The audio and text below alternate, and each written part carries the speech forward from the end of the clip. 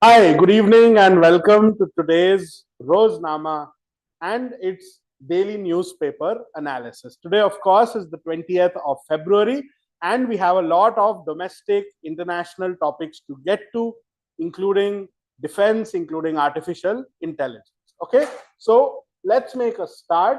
So, the first news item here is relating to the SIR. Okay, so that is the Special Intensive Revision.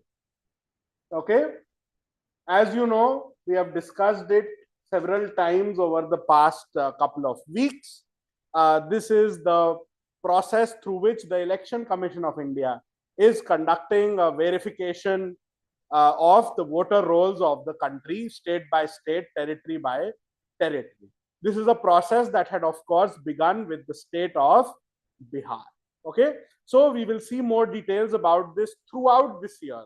And I just wanted to flag it that beginning the month of April, we are going to see a lot more news relating to the special intensive revision. Okay, what are the details to know about it? Number one, the full form, we've already seen. Number two, the basics about the Election Commission. Article 324 creates the Election Commission as a constitutional body, right? Next, who is the Chief Election Commissioner, right? So that is right now Gyanesh Kumar. We, of course, have to go into the details about how the Chief Election Commissioner and the election commissioners are appointed, how many election commissioners are there in the Election Commission of India, that is 2, and so on and so forth. Okay, so the background details and more details like National Voters Day, which has just happened recently on the 25th of January. Okay, so SIR is a topic which will remain relevant throughout this year. As you know, there is also a constitutional challenge pending in the Supreme Court that is being heard about the special intensive revision process. What is the crux of the issue? The petitioners who have challenged the constitutionality of the SIR basically say that the Election Commission of India has reversed the burden of proof. The law as it stands, right, the law as declared by the Supreme Court says that once a person is part of the electoral rolls, to remove that individual, to remove that voter, an individualized exercise has to be undertaken by the Election Commission of India. However, what does the SIR do? As per the special intensive revision, the burden is reversed, right? Each and every person who is an eligible voter has to submit forms and has to submit proofs to establish their eligibility to be a voter, which is intricately linked with the question of citizenship. Okay, so I just wanted to flag this for you. We are going to be seeing a lot more details about this. There are several assembly elections scheduled this year as well, including Tamil Nadu and Assam. So those should also be on our radar. In the next couple of days, the Election Commission is holding a special conference after a gap of almost a decade or so. It is a national conference of state election commission. So in your notes, do make a note of that. We are going to see details about it in the coming week. Okay, let's now move on to the next topic. This is something that we have touched upon in the previous days, but this year marks the 50th anniversary of the passage of the Bonded Labor Systems Abolition Act. So what's the name of the law? It is Bonded Labor Systems Abolition Act.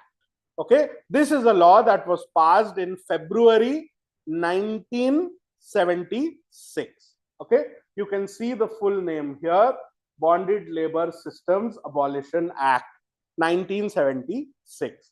It was made retrospectively applicable from 1975. Now, what is important related to this? The article of the Constitution to which it relates is Article 23. which provides for the abolition of human trafficking, begar, and other forms of forced labor. Now, to give real meaning, content, and enforcement to this article of the Constitution, one of the acts passed was the Bonded Labor System Abolition Act of 1976. Now, you may be wondering, what is a bonded labor system? So, this is a good primer article from the Hindu today. It says that bonded labor system is a system of forced or partly forced labor under which a debtor agrees to enter into an agreement with the creditor. Okay, so think of it this way. Let us say X is a money lender, Y is a person who has borrowed money from X, the money lender, right? Now, in return for that money, X and Y enter into an agreement that Y or his family will provide service to X. Such a system would qualify as a bonded labor system, okay, where a debtor falls essentially into an economic trap, where he's taken a loan or borrowed a sum of money, or it could also be on account of caste-based social relations, and that person who has borrowed the money or his family comes under an obligation to provide labor or service to the creditor. Such a system is called a bonded labor system. So this year, 2026, marks the 50th anniversary of the Bonded Labor Systems Abolition Act. Okay, moving forward, this is an editorial today from the Hindu, and here the editorial focuses upon the interplay between the Right to Information Act and the DPDP Act, the Digital Personal Data Protection Act. Okay, so please do go through this editorial. Now, why has this come in the news? Because the Supreme Court has referred several petitions which challenged one of the provisions of the DPDP Act to a constitution bench. Okay, so let me give you a bit of the background. Under the Right to Information law, the provision was that digital or any kind of personal information could only be denied to a right to information petitioner if there was no public interest involved.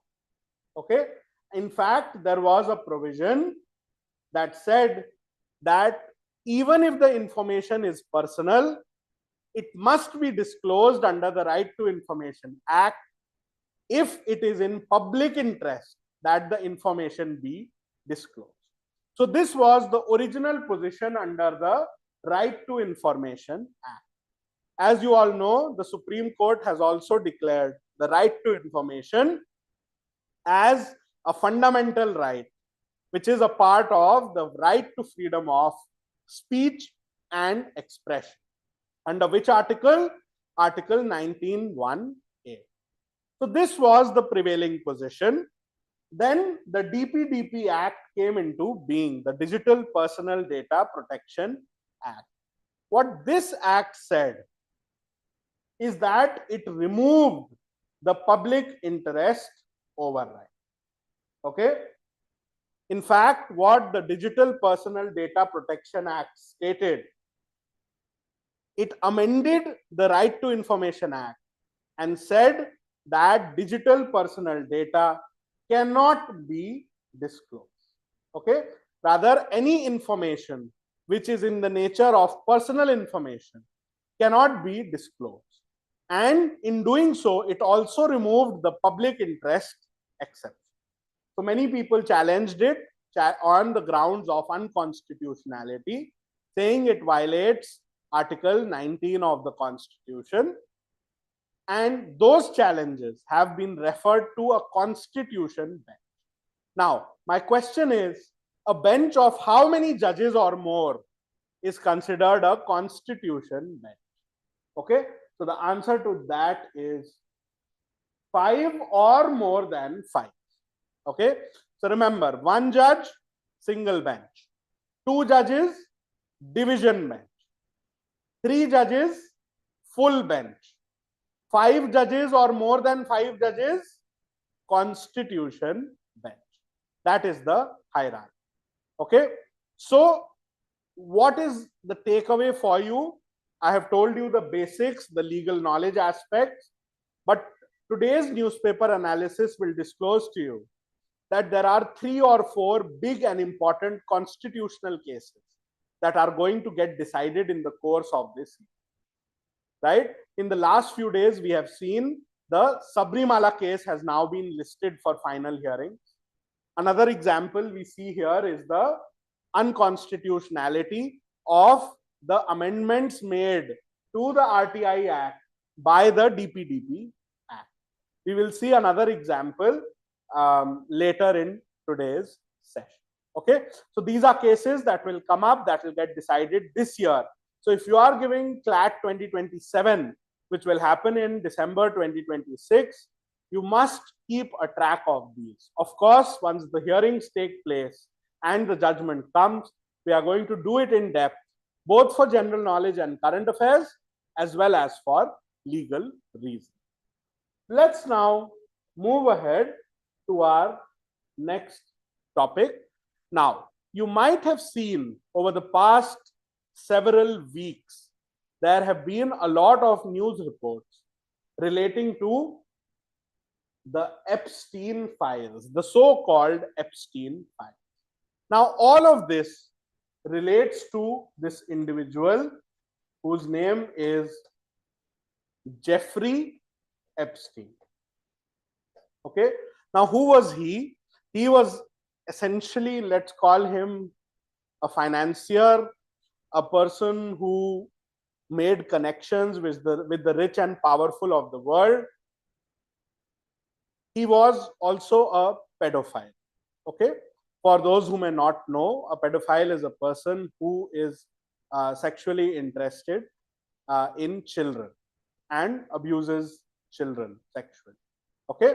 So when it comes to Jeffrey Epstein, it has turned out with the reporting and with the releases over the last few weeks and the last few years that he was at the center of a vast human trafficking ring, including child trafficking ring, whereby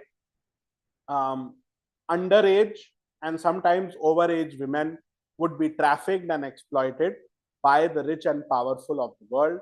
And in this entire scandal, big names have, of course, come up, including the former president of the United States, Bill Clinton, the current president of the United States, Donald J. Trump, Microsoft founder Bill Gates, Prince Andrew of the United Kingdom. I should say former Prince Andrew, because his titles were stripped away from him last year by King Charles.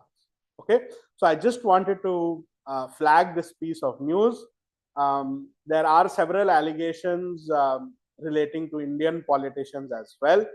So let's see how this story develops. But I did want to flag for you this massive news story. Now, why are these news reports and documents and Epstein files coming out? Because the US Congress, which is their parliament, passed a law. I think it was called the Epstein Files Disclosure Act. And through this act mandated that almost all the documents in the possession of the government relating to Jeffrey Epstein have to be disclosed to the public. There have been lots of theories, some conspiracy theories around all of this as well. I would not want to speculate, but there is increasingly credible evidence that he was connected with politicians, financiers, the rich and powerful of the world. that of course he worked to enrich them and himself. And one of the emerging threads is that he might have been acting as an intelligence asset as well. Anyway, I don't want to get into this further. I just wanted to flag it for you. And the former Prince Andrew, who's the brother of King Charles, was arrested in the United Kingdom yesterday in relation to charges to do with Jeffrey Epstein. Okay, let's move forward. There were a few articles about all of this in the newspaper today, and so let's keep a track of it. I would not predict that this is a topic which is highly likely for CLAT, but still we must touch upon this topic just like many others. So this is a quick one. As you know, there has been a lot of news recently relating to General Manoj Mukund Naravane's unpublished book, right? What was that? It was called The 4 Stars of Destiny. Okay. Anyway, what I wanted to flag for you in this article was this new book, which is a fiction work called The Cantonment Conspiracy, a military thriller. Okay. So just keep this one in mind. It's been written by former Chief of Army Staff, General Manoj Mukund Naravan. Okay, all right.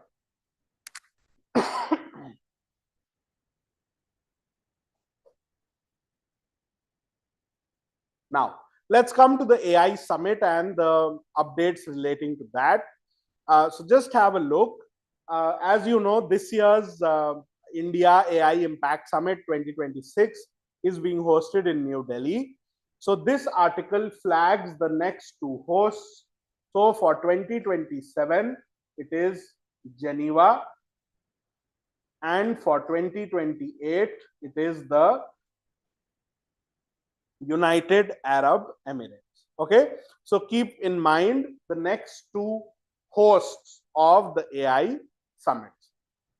You should know the history from the AI summit at Bletchley Park in UK to the AI summit in Seoul in South Korea, then the AI Impact Summit, sorry, the AI Action Summit in Paris, France, finally the AI Impact Summit in India this year, and the next 2 AI summits, which will take place in 2027 in Geneva and in 2028 in the United Arab Emirates. There have been many stories about what's been launched and so on and so forth. We are, of course, continuing to cover that in each day's newspaper analysis. Moving forward, there was this interesting article in the Hindu today about GPUs, or graphics processing units. Okay, now this is something which is at the center of the AI revolution. So I would suggest that you have a look at it. For a brief definition, just see here on the right, a graphics processing unit is an extremely powerful number cruncher, or we can say it is a computer processor built to perform many simple calculations simultaneously. Okay, so I wanted to flag this article for you. You should, of course, know the full form of GPU, graphics processing unit, and what its task is. Please make sure that you are aware of basic AI terminology, whether it be GPT, LLM, GPU, AGI, ASI, and so on and so forth. Okay, moving forward, 2 important partnerships announced during the India AI Impact Summit. Number 1, a partnership with the Tata Group and OpenAI, and number 2, between Anthropic and Infosys. Okay, so both of these partnerships are important. They are important outcomes of the India AI Impact Summit. Okay, all right. Now, moving forward, we actually have several slides relating to the India AI Impact Summit. Now, this article I flagged mainly for a new full form. Okay, so as you might have heard, the Prime Minister has given yet another acronym to all of you, the aspirants, and stuff like that is a, stuff like this is a favorite for exam setters. So the AI vision, or the vision for the future of AI given by the Indian Prime Minister, is Manav. Now, what does Manav stand for? Okay, M stands for moral and ethical systems. Okay, moral and ethical systems. A stands for accountable governance. Okay, N stands for national sovereignty. Okay, the next A stands for accessible and inclusive. And finally, the V stands for valid and legitimate. Okay, so this Manav full form is absolutely important. Now, you may think that, this is kind of iffy from the perspective of the exam, but I will remind you, several such acronyms have featured in Indian entrance exams. Just recently, what was the full form asked? Vision Mahasagar, right? That was the full form asked in the exam. Recently, POXO is another one which has been asked in the exam. So the Manav vision given by the Prime Minister for AI is absolutely relevant for your exam. Okay, and in Hindi or Hindustani, what does Manav mean? Manav means human. Okay, which is rather an interesting twist for an AI vision. Okay, another important news story today. This was published in the morning newspaper, but by now India has joined the US-led Pax Silica. Okay, so India has signed the Pax Silica Declaration. Okay, this focuses on the silicon supply chain. An invitation to join this had been extended by the United States about a month back, and India has now agreed. And on the sidelines of the AI Impact Summit, India has announced that it has signed the Pax Silica Declaration. So an important piece of geopolitical news here. Several world leaders had attended the India AI Impact Summit. Among them, of course, you can see two important leaders here. You can see, number one, the President of Brazil, Luiz Inácio Lula da Silva, and the President of France, Emmanuel Macron. Okay, so two very important leaders across the world. France, of course, one of the leading countries of Europe, and Brazil, a very important partner, including in the BRICS alliance. By the way, please keep in mind that India is the chair of the BRICS grouping this year, and India will be hosting the summit later in this year. As you know, Clat repeatedly asks at least one passage set in GK on an international summit. So we've had G20, we have had BRICS, we have had the Shanghai Cooperation Organization, and so on and so forth. Okay, so let's move forward. This I only flagged for this terminology, which is AGI. It stands for Artificial General Intelligence. Okay, Artificial General Intelligence. So keep in mind, there are three categories. It essentially describes the level which the artificial intelligence capability has attained. So the lowest level is called ANI, or Artificial Narrow Intelligence. The second level is called AGI, artificial general intelligence. And the final level is called ASI, or artificial super intelligence. So ANI lower than humans, AGI kind of at par with humans, ASI when AI exceeds the capabilities of humans. So I wanted to flag this terminology for you. Moving forward, yes, as I was mentioning earlier, there are several big important constitutional cases that are coming up this year. Another one is the Citizenship Amendment Act of 2019. Okay, you can see the full name here, CAA 2019, which essentially indirectly introduced a religious test for citizenship, saying that basically anyone who was not a Muslim could claim citizenship in India on the basis of prosecution in our neighboring Muslim majority country. Okay, so this explicitly introduces a religious test for citizenship, and on that ground has been challenged in the courts, right? So if I read to you a little bit, what did it do? It provided a path for citizenship to whom? To non-Muslim migrants who migrate into India from Bangladesh, Pakistan, and Afghanistan. That was the crux of the Citizenship Amendment Act. I remember I was in college at that time, and there were massive protests against this across the entire country.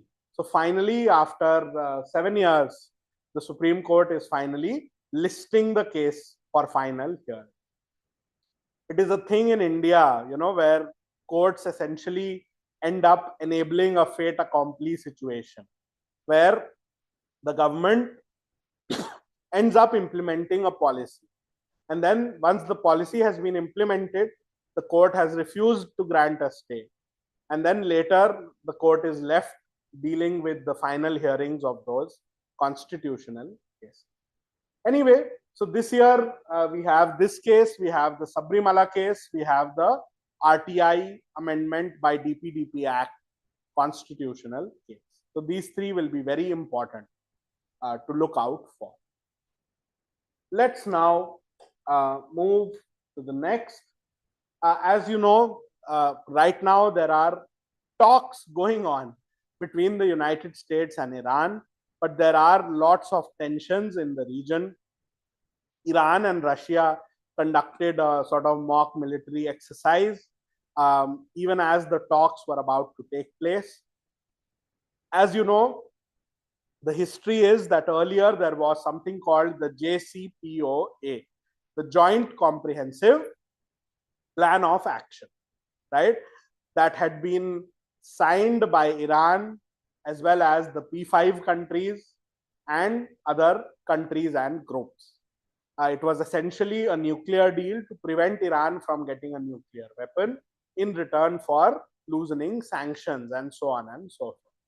However, when Trump had become president for the first time between 2017 and 21, he had abrogated or cancelled the Iran-US nuclear deal. Now, once again, tensions have flared up. Iran has been accused of trying to make a nuclear weapon, which is rich since it's the US which basically tore up the deal by which Iran would not make a nuclear weapon. So anyway, talks are ongoing. Let's look out for what occurs. Right now, things are very tense, and there are chances that this escalates into a full-blown war or regime change situation. Okay? Let's move forward. Now, there have been several news items related to Israel and Hamas and Gaza. It is, of course, a complicated situation right now because officially there is a ceasefire, yet atrocities are ongoing in Gaza and in the West Bank. Okay, so this particular slide just shows the findings of a report by the UN Human Rights Council, stating that both Israel and Hamas have committed atrocities, crimes against humanity, war crimes in Gaza during the Israeli invasion of Gaza. Okay, um, as you know, from India, Justice Muralidhar, retired judge of the Delhi High Court and retired Chief Justice of the Odisha High Court, is currently chairing the International High Level Committee of Inquiry into um, the atrocities committed in Palestine and Israel. Okay, so please do keep that in mind. His name is Justice S. Muralidhar. Moving on, now what's happening in the West Bank? Now, in the West Bank, what Israel has been attempting to do over the years is to practice settler colonialism. Now, what is settler colonialism? Essentially, what you must keep in mind, just a moment.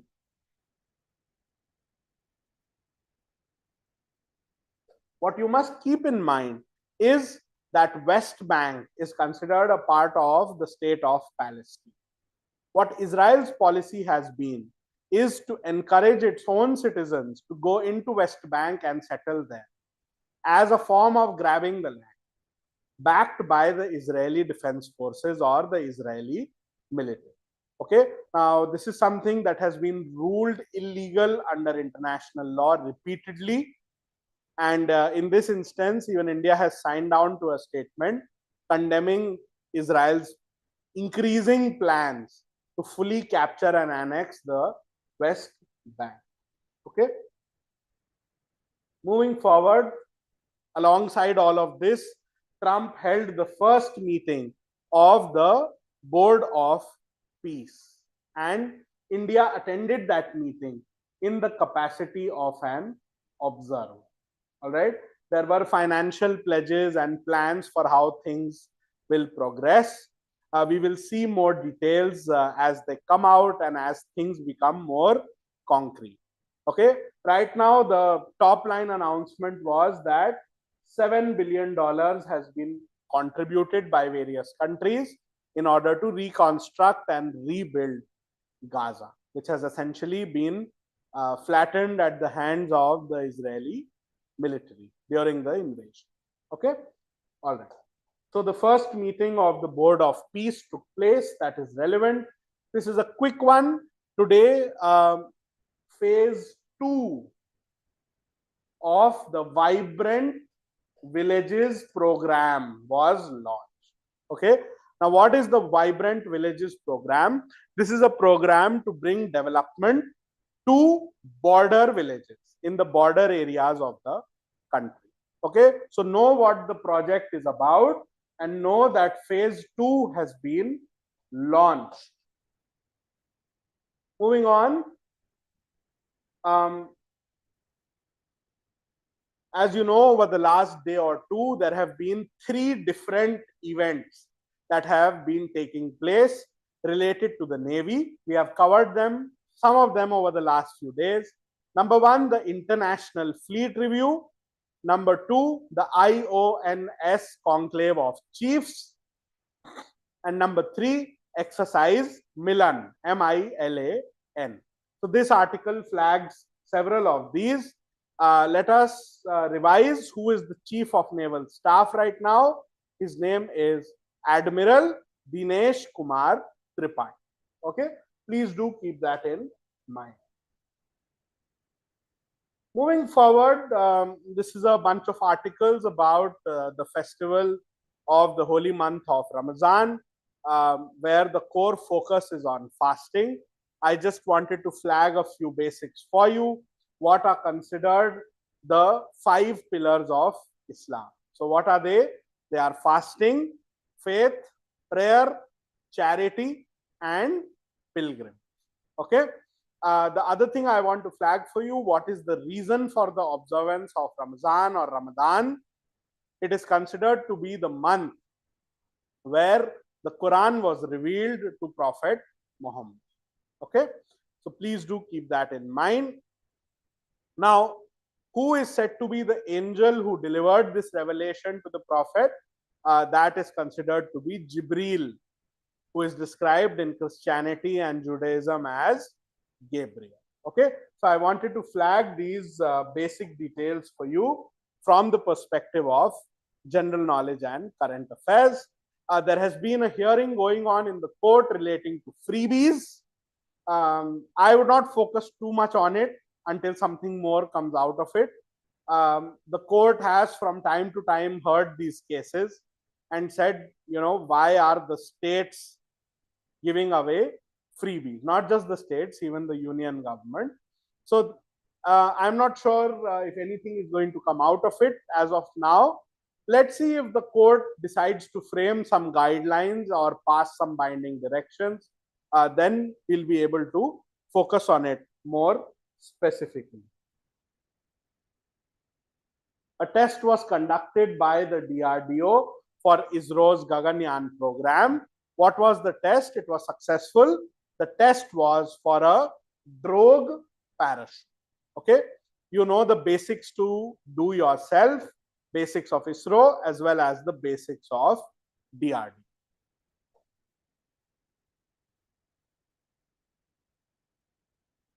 We've discussed no trust motion against the speaker. It's going to come up when the budget session resumes in March. As you know, the budget session is the first session of the year for Parliament, and it takes place in two parts. In the first part, the main focus is on the presentation of the budget, and then in the second part, the regular affairs of Parliament take place. Right? Who is the speaker right now? It is Om Birla. Who was the first speaker? G.V. Mavalankar. Moving forward, I just wanted to flag a full form for you. What are ETFs? ETFs stand for Exchange Traded Funds. Okay?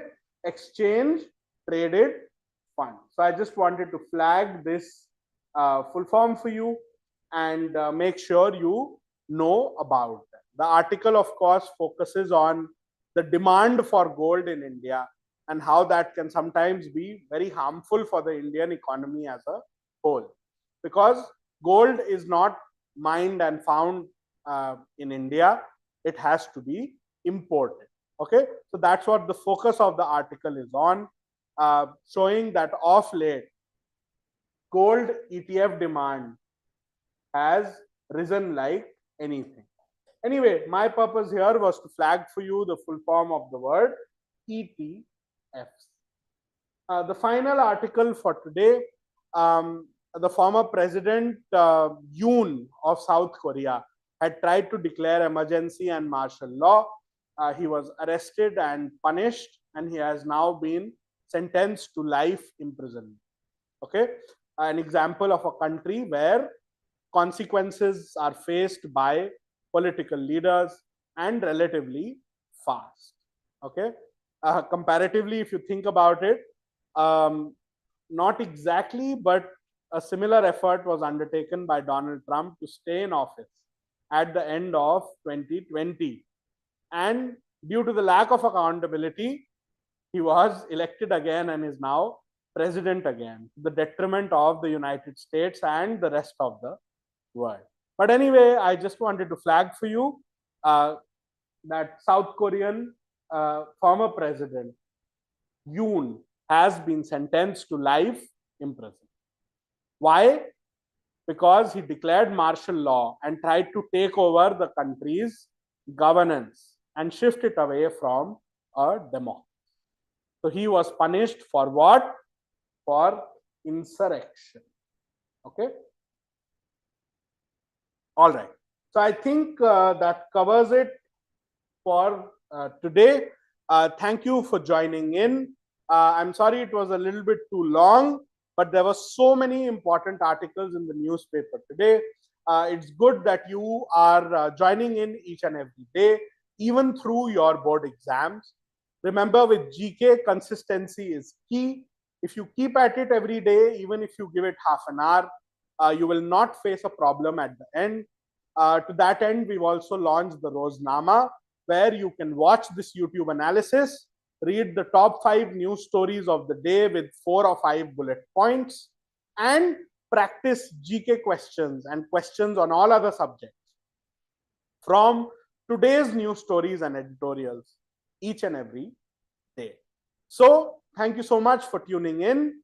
Subscribe to our channel so that you get a notification when we do our videos. It was nice to see you all and hope to see you soon once again.